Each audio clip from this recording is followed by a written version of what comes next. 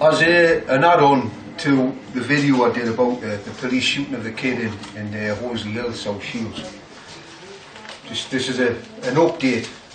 It's in the Gazette, Shields Gazette again, and it's showing you the partner of the lad that was shot.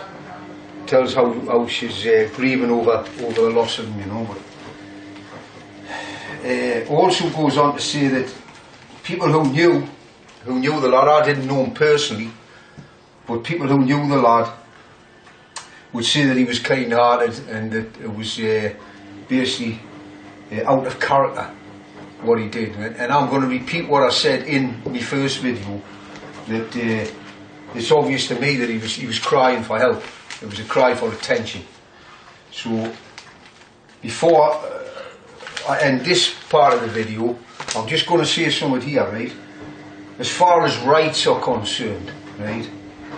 We're talking about lateral law here, not the laws that government passed down to us, right? Rights are something that you're born with, right?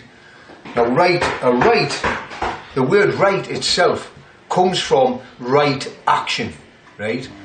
So when you consider a right is simply a right action that doesn't cause harm or injury to anyone, right? That is a right action. That is a right. That's what it means. A wrong action is obviously an action that brings about harm or injury to someone, right? So that's the difference between right and wrong, basically. And basically it is the laws of nature, right? It's the law, it's common law as well, right? It's common sense, right? So when you break it down,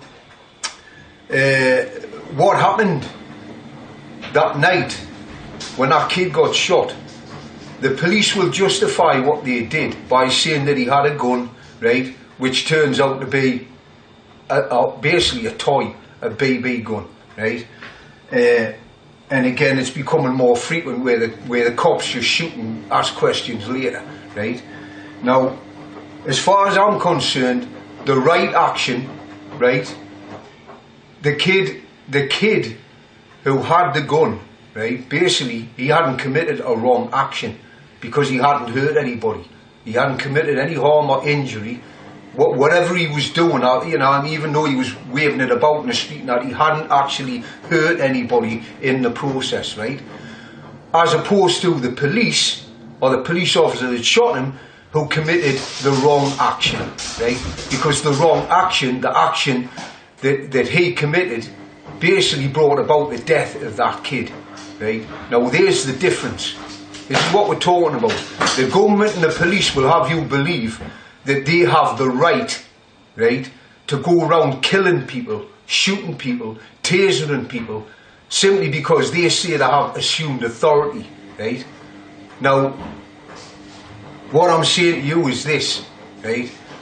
We all have rights, responsibilities, as each individual of a society, right? And basically, those police officers and the military are no different, right? They have the same moral responsibilities, right? Now they can refuse orders if they want, right? They can question those orders. They can also question the legislation from where those orders stem from, right? And it's about moral conscience at the end of the day. As far as I'm concerned, that kid hadn't committed any harm to anybody, right? No matter what people think, right? He hadn't done anything wrong, right? Now he's like, really what he needed was some kind of counselling, right, or help from some other agency, right, but instead he's lying in a morgue now, right. Now that's all I'm going to say on the topic. I may cover it in another video later as the whole thing is updated, but that I just thought I would have that final say on the subject for now.